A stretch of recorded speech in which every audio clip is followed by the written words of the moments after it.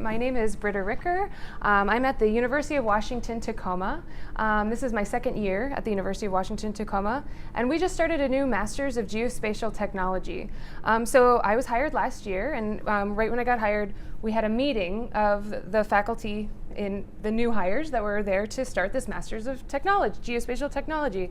And our director asked, what resources do you need to get this program started? So in this meeting, we discussed, we need, mobile phones, we need computers for our students, and they were saying yes, yes. I said, okay, we need Androids and Apples because we need to do cross-development, yes, yes. And I was like, how far can I take this? How far can I take this? And I said, we need unmanned aerial vehicles for participatory mapping. He said, okay. And I was like, oh my gosh, okay, this is great. Now I need to learn how to fly this thing. So I'm going to tell you a story about how I learned to use the unmanned aerial vehicle, and I would like to challenge all of you to incorporate them into your research as well. So first I'm going to provide the theoretical framing for this justification of this purchase, and then a little bit about the GeoWeb, spatial media, and participatory action research. Then I'm going to describe unmanned aerial vehicles, and then the steps you guys can take if you choose to incorporate them into your own research. And then I'll briefly describe the social implications in future work.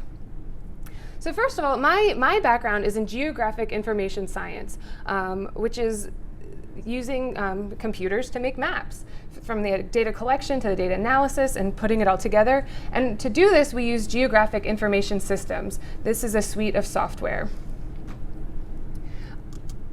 And in my very first job out of undergrad using GIS, I was working with the Federal Emergency Management Agency in 2005 and Hurricane Katrina, and I was collecting high water marks. But during that process, people were coming to me with all of these rich narratives about the experiences they were having in place.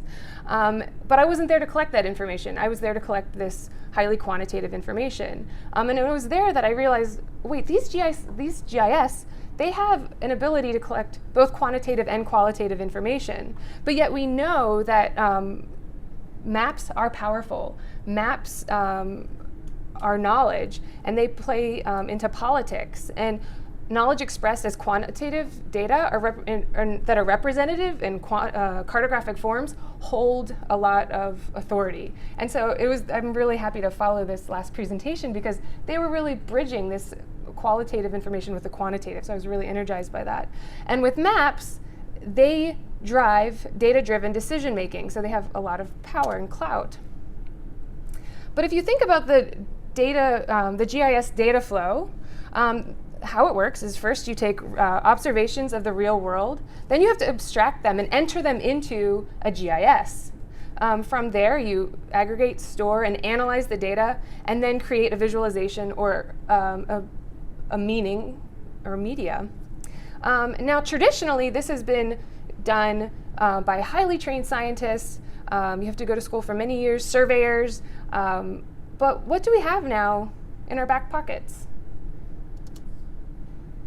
We all have a GPS device. The methods you were describing, with the GPS, the accelerometer, these were once only available to highly trained technicians, scientists, or people who had money to pay these people. But now we all have these tools, these sensors in our back pockets. So we're transitioning from the expert to the everyday. And this transition, we really saw it happening in around 2005. Do you remember what came out in 2005? That was 2008. Google Earth. So now suddenly, everyone had access to aerial photography and images of the entire Earth. And so the GeoWeb is a term that was coined to describe this interconnection between the tools, the spatial data available that span multiple geographic regions. So it's really the piping that connects it all together. And for geographers, this was revolutionary. Now it's not just the highly trained technicians and specialists. Now anyone with an internet connection can gain access to this form of data. But it's not democratizing. You still needed access to the internet. You still needed to have the knowledge to go to find these tools. but it was still quite exciting. And Goodchild coined this term called volunteer geographic information. Now anyone can leave digital traces of where they were, they can contribute experience and place, and they can start making their own maps through mashups using these tools. And now we're starting to see this transition from volunteer geographic information into spatial media. So this was the paper I keep telling you about. So mediums or channels that extend our ability to interact and create geographic information online. And this paper was really about knowledge politics and sharing information around social movements and political movements. So now we can create our own narratives through these very authoritative looking documents and media. But we associate maps with very applied quantitative information. But with VGI, you can take a picture of yourself in a place and it still has this like locational connotation. You can identify where this person is based on the information around her, and it may or may not have X and Y coordinates geotagged into that photo to be repurposed later. So there's so much to do with this type of locational data. And so I showed you that spectrum of the process involved in making a map, and I've done a lot of participatory mapping, and there's really this amazing magical moment of translation when the person who's entering the data has this new relationship with place because they're breaking down this processes that they're then documenting and putting into the GIS. And that's really a transforming experience, and it's transitioning from qualitative forms of knowing a place and entering it into a quantitative or aggregated or abstracted forms of knowledge. So I just kind of think of the GeoWeb as this middle part of the spectrum, and then the spatial media is this output, this message that you create with the information that has been input.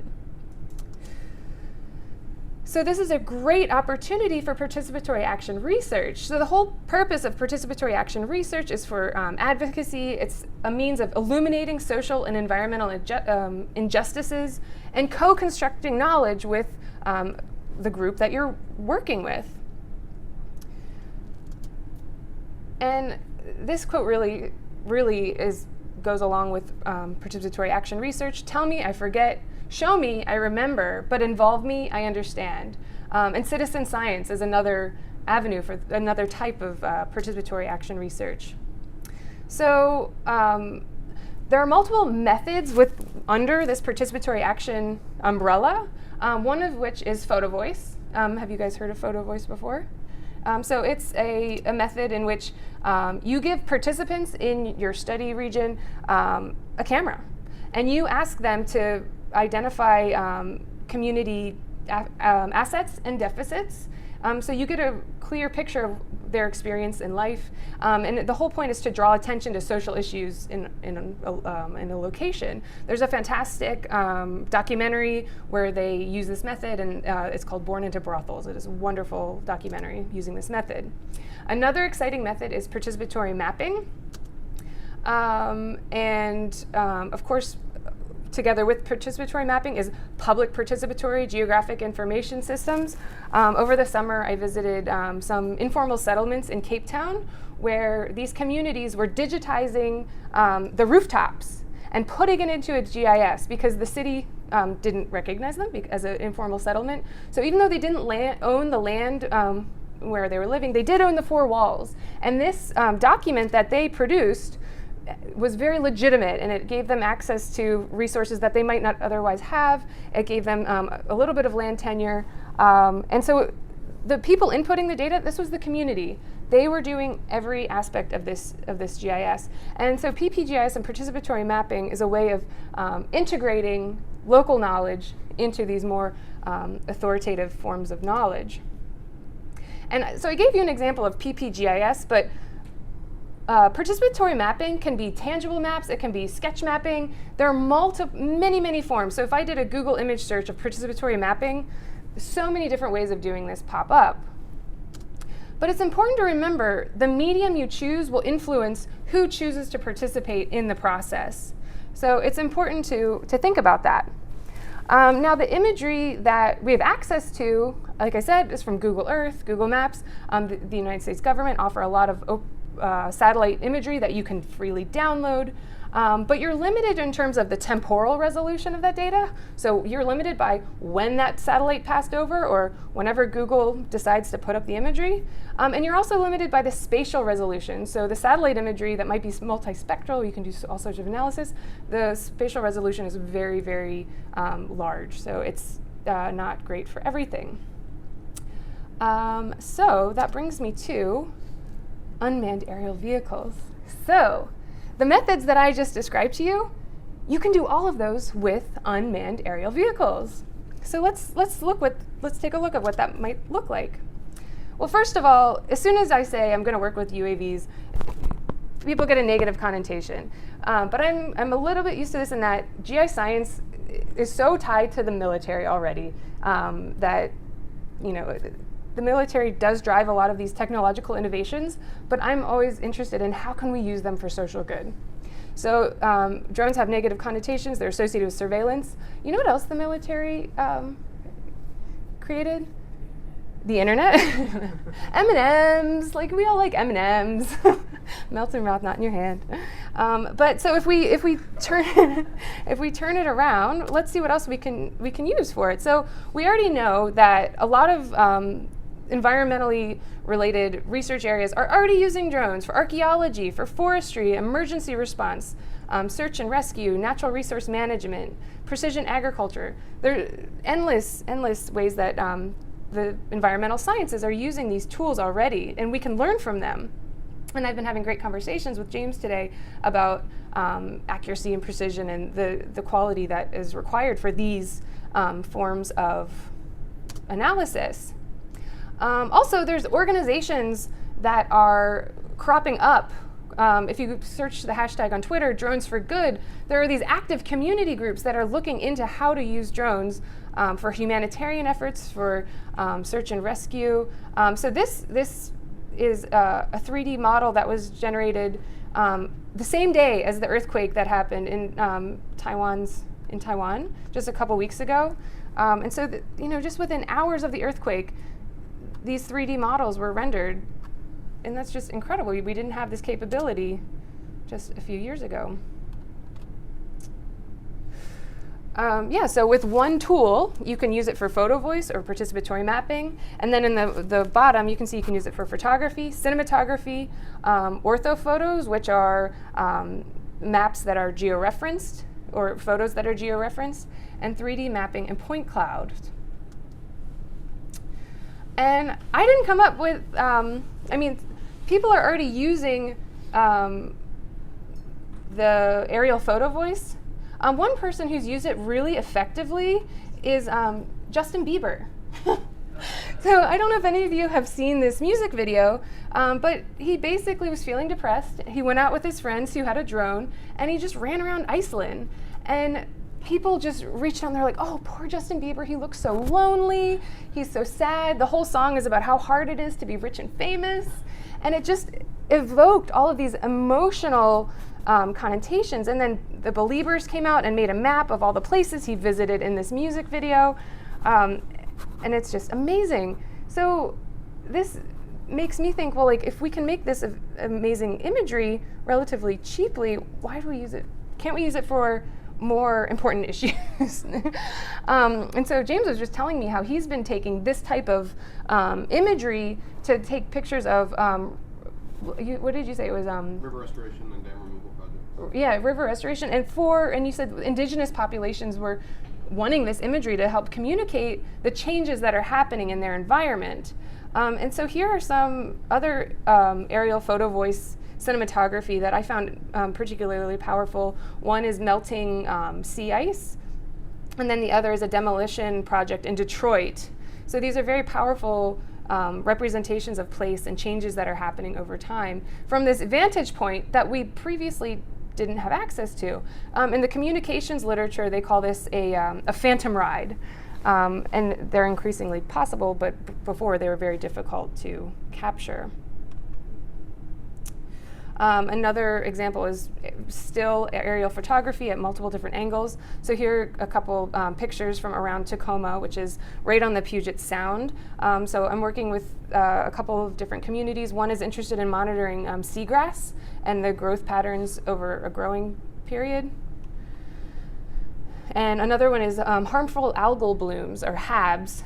So this other case study I'm working with is, they're called twin lakes. So they're two lakes in one homeowners association. One lake is being treated for these HABs, these harmful algal blooms, which lead to a lot of negative health effects. They've had a lot of waterfowl become very sick and die. There's just so many problems. And then this lake is managed by a golf course, and they don't want to pay for the treatment. So this community is really interested in how can we map this phenomena, these changes, and get attention drawn to this issue that's affecting their daily lives. Another place this participatory mapping would be really helpful are in these, again, back to these informal settlements. These communities, they change very, very rapidly and over the course of different seasons. So having the ability to update these base maps would be really helpful. And then also the base maps, the people before me talked about landmarks. And so when we see these aerial photos and we interview our participants, these landmarks evoke memories of place and experience and place. So these base maps have a hand in inputting meaning and changing what the map is saying. So that temporal aspect is really important. And so I bet all of you can think of how you can insert a UAV into the hands of a community, or in terms of your own research. That could be amazing. So how do you go about doing this? There are a number of steps that I learned to do along the way. First is the drone selection process. There are lots of different drones out on the market. How do you find the one that's best for you? Flight practice and flight planning are very, very important. Then the actual flying process, and then data processing. And this is kind of an iterative process, because the type of data processing you need to do will also dictate the type of flight you need to do. So I did step 1, 2, 3, 4, but it is iterative. You have to go forward and backwards.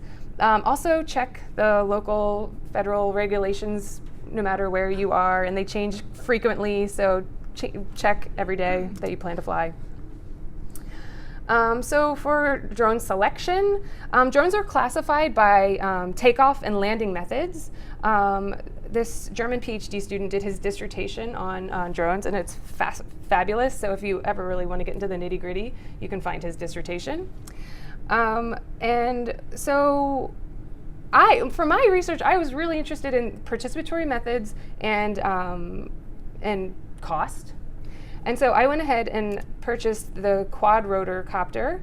So it has an okay, the range is not very good, but I'm looking at smaller regions anyway.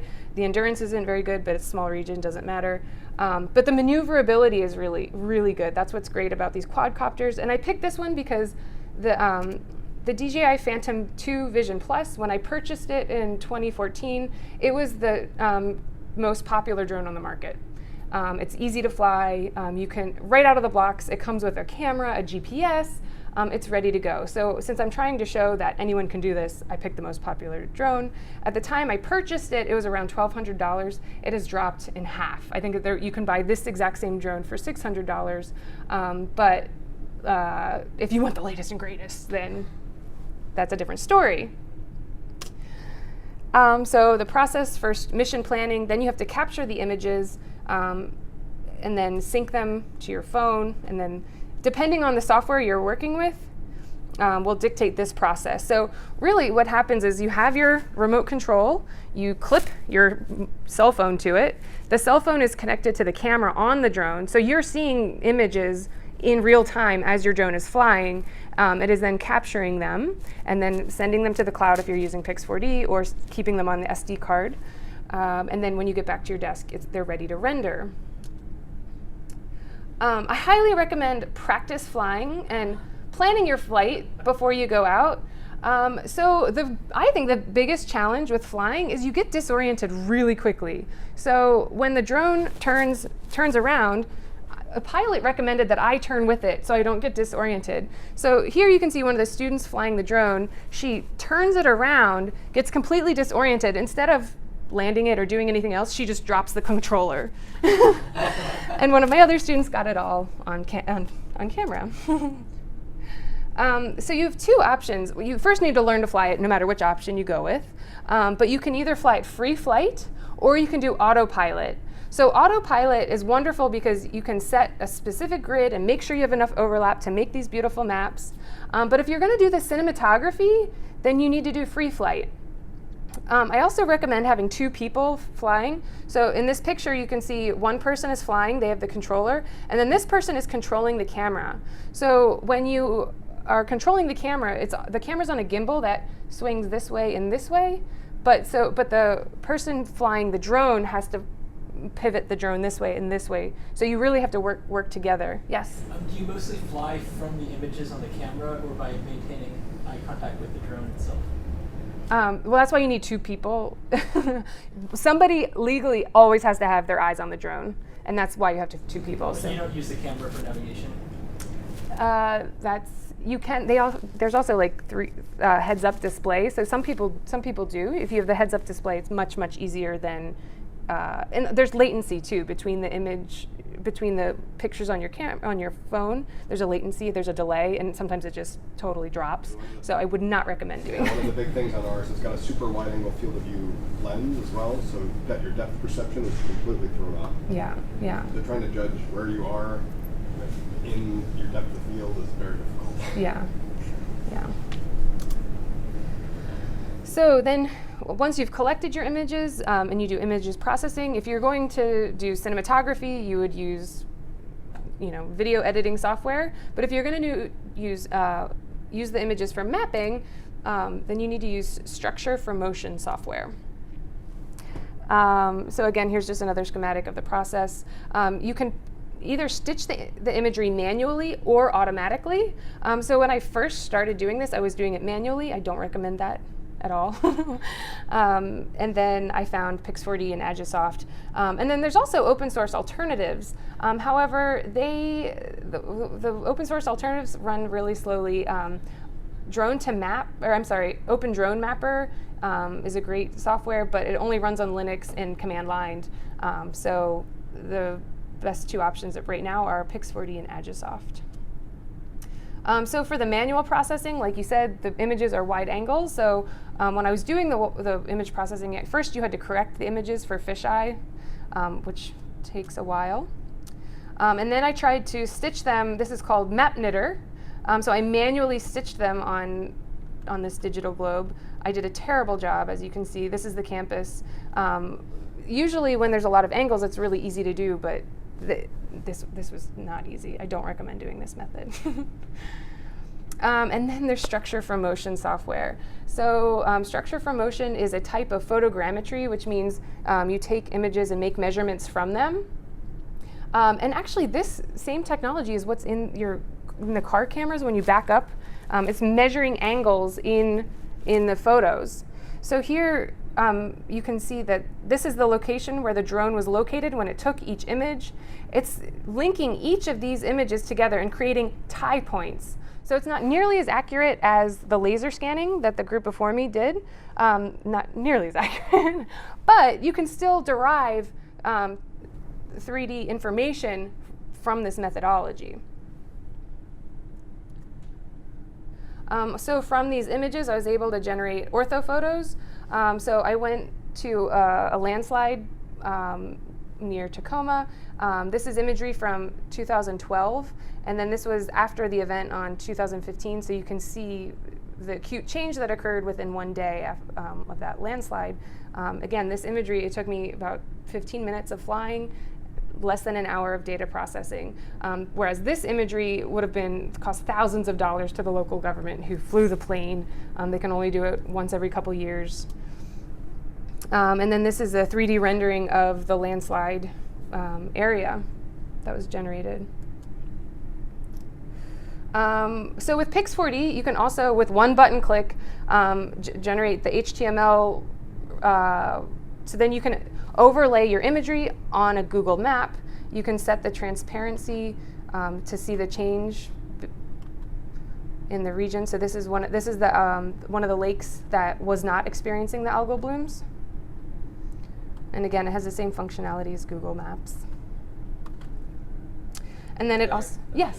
So you can take any image, so if you have lat launch coordinates for it, I guess, and then you can just put it into Google Maps and then it will register at the right resolution. Okay, so with Pix4D, you have to use their mobile application to interface with the camera, because the lat-long coordinates are only as good as the sensors and the software that you're using. So you have to use their software to ensure that you have the proper metadata at an accuracy that interfaces with, in a format that interfaces with Pix4D. So all that is black box as long as you use that software, Yeah. and it has the direct connectivity to Google Maps to do exactly what you want it to do. Yeah, so I cut and paste that HTML code. It renders immediately, but it is black box for sure. Absolutely, yeah. It's a number of button clicks. No, totally great. Yeah. Good. And it's quite expensive software, but every time, like, you can get a week free license, and every time they upgrade the software, you get a new week free license. So I've been planning my flights around my week free license. How much is it? It's about, I want to say like $2,000. Yeah, the software that I use is $500. Yeah, and then this is Pix4D, but they're integrating with Esri products. So you can get a version, if you're in a university and you have an Esri license, you can get a version of this, and it's a beta version now. And I don't know how long it's going to be free, but right now it's free. Yeah, so it also generates an accuracy report, so you can get into the details there. Now, social implications. I think a lot of them are quite obvious. But similar to critiques of geographic information systems and mobile spatial media, privacy is obviously a huge concern. So Elwood has argued that the GeoWeb has transformed social contracts around privacy and around societal agreements. And I think drones are just a lightning rod for this conversation because of the negativity around them. And we just need to be really responsible with their usage. Also, access to the technology. So even though they've dropped in price considerably, they're still quite expensive. And the software associated with them are really the most expensive part of this method. And then also, because of access to the technology and interest, we risk reinforcing inequalities that already exist in this realm of geographic information science. Legality. So, I mean, this is transitioning, like I said, quite frequently. I don't know if any of you saw this. In the Netherlands, drones are highly illegal, and they've trained, I think, falcons to snatch them out of the air. So, yeah, the legal regulations, I'm curious to see what happens in the coming years. Curiosity, in the States, if I shoot out of the sky somebody else's drone over my property, am I destroying their property? This is not my, I'm not going to... How high does your property carry up? Well, I'm just kind of curious. Like, I see some drone over my land. I don't know what it's by the way. But it is New Hampshire, after all. It's something we've actually thought about quite deeply for some of the river research that we've been doing. But flying over rural Vermont is, you never know who's going to be out there. So but do you not? But you don't know. I don't know what the legal implications of that are. I mean, if I lost one over somebody's land from a shotgun blast, I'd walk away from it. Yeah. That's funny. Okay, sorry. Yeah, that's okay. Another reason I'm excited, like right now, enthusiasts can fly. There's less regulation for enthusiasts. So one of your students could go buy their own drone and do all of this. But there are more regulations for governments, scientists, anyone else who wants to use these technologies at this time. And then international regulations vary dramatically. And I think it's also just important to remember the medium influences who will participate. So I encourage you all to participate, and we can all insert our own experiences. Also, comfort level when flying, that really influences the type of footage you get. So here are, I showed you this image before. This is a very nervous student. And here's a tenured professor. He's like, this is awesome. Sure, I'll fly it. And the tenured professor took amazing photography. He just wasn't afraid to send it too high or too far. And we got the best images that day partly because of his confidence. So here are some more images of Tacoma. So this is a very professional cinematographer, beautiful photos. And then here's me still trying to learn how to fly, and it's very jerky. And again, if you have motion sickness, you be careful. And then, when I've been sending, I'm very nervous flying this thing, and I've been sending videos to my brother, and he's like, send me videos when you have something cool to show me, not just takeoff and landing, But that really influences the media.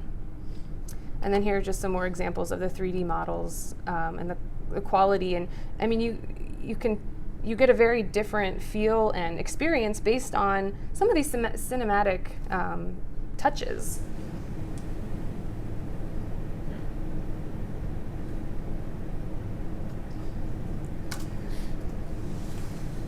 I think I've already made these points, but I invite you all to participate and work with communities. And my hope is that we can use these to illuminate social and environmental injustices and to collect information at relevant temporal resolution and enhanced spatial resolution and increased coverage of our world, because what we see in these digital globes is that places that don't have as much money are not as detailed on the map. And I really hope we can start shifting some of these injustices.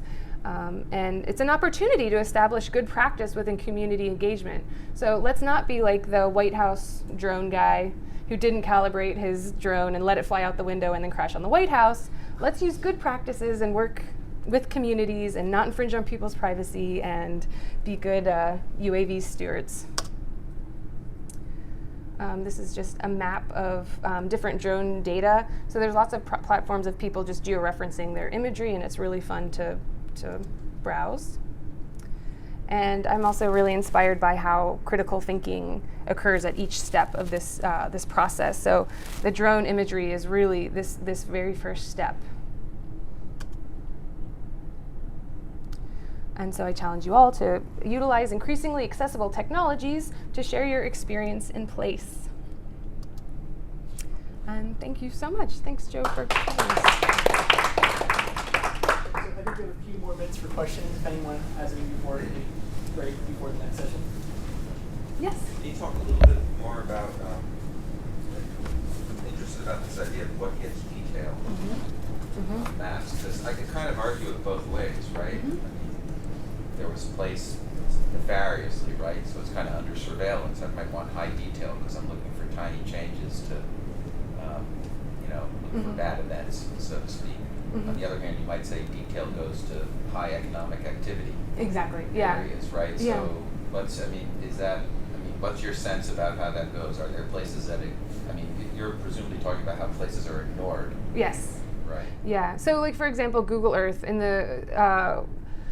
2005 when it came out, North America was pretty well populated, but if you went to places in the global south, for example, roads wouldn't be populated. Haiti is the perfect example. So when the Haiti earthquake happened, the roads weren't populated in Google Earth, and people went to OpenStreetMaps instead and started digitizing roads and putting information in these places. Now, Google has a significant economic interest in populating certain regions of the map over others.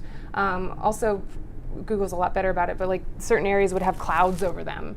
But now they've corrected a lot of that. But it's pretty evident that places with economic incentive are more populated and have better representation than places that don't. Some physical geographers in our department during my PhD, they were doing work in rural British Columbia, and they were saying that there was better aerial photography for Mars than parts of rural British Columbia. So this is evident all over the globe. But the underlying hypothesis is that it's better to be mapped in a highly detailed way and make that publicly available than it is to not be mapped. Is that true? That is it's a highly debated, it's a highly debated topic, yeah. Yeah, so I think for the purposes of illuminating social injustice, I need a detailed map to illuminate what I'm experiencing in place, not to illuminate what Google is advertising in place. There's two sides of that coin, yeah, but also you can use that information for surveillance, of course, Yes. So, I mean, I talked a little about Wikipedia. You mentioned OpenStreetMaps. Is there any way in which people are kind of creating infrastructure by which people can volunteer? Like, if they're using these tools to do this mapping or develop these 3D maps, are there ways in which people can sort of make that public or contribute to some sort of comments that other people can then sort of extend their build upon, or what would be involved in building that kind of infrastructure? So those infrastructures are around vector data, which are points, lines, and polygons. This imagery that I'm talking about is more vector, and vector data are inherently difficult to georeference, to make sure it's precise. We were talking about this a little bit just a minute ago. Did you? One of the big problems is just the volume of data. So like I can show you one data set that I have here on my computer that's for a small dam removal in Massachusetts. That's 14 million points in XYZ points in a point cloud. Well, that's a gigabyte and a half for a small an area the size of maybe the downstairs of the Hanover Inn here. That's a huge volume of data.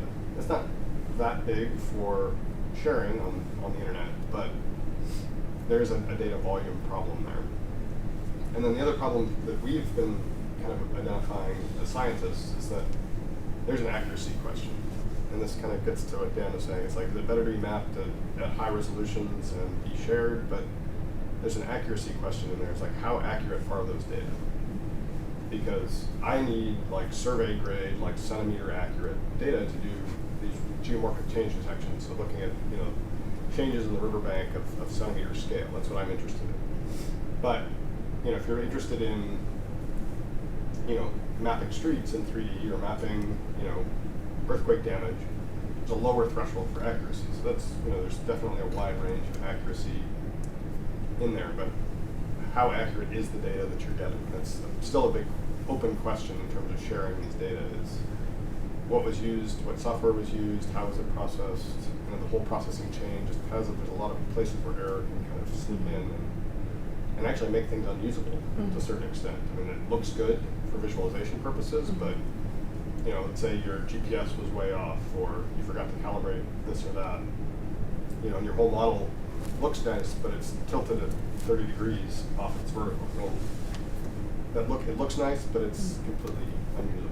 So I think there's still a lot of questions around accuracy. Well, it's just like when I hear you talk and you say that the open source tools are bad, or that they're slow, or that like the software is expensive, it just seems like there's a huge deadweight loss to society if these are sorts of opportunities for people to come and start to map that out. So is it an incentives question? Is it like a technical constraint of the data? Is it? And the thing to remember is that, I've been doing the 3D mapping since kind of its introduction into the real world from computer science. And that's only been 6 years, really. So it's still in its infancy. Pix4D, I think, is only a company that's 2 or 3 years old, maybe. Yeah. And Agisoft Photoscans, the software that I use, is 4 years old. So it's not, still in like version 1.2. It's not a mature software, a mature process at all. So it's constantly evolving. Drone technology, again, 10 years ago was almost non-existent. So. Yeah, and it's fun to hear you say that, because like when I worked for FEMA 10 years ago, I had to manually stitch together all these images. Structure from motion wasn't available, or it wasn't, not in that context. So when I found this tool, I was like, you've got to be kidding me! You've got to be kidding me! So it's a really exciting time to be in this field. But yes, we have a long way to go too. But for the scientific perspective, there is a portal called Open Topography, which is University of San Diego, Arizona State, and the National Science Foundation have it's primarily for what's called airborne LiDAR data, airborne laser scanning data, that the NSF funds and spin up a portal to access that data. And there's been talk amongst research groups in order to try to integrate some of this 3D mapping for scientific purposes into that open topography framework. But the data volumes and the accuracy question are the big ones for scientific data specifically. All right, well, why don't we break here before our next session starts in 20 minutes.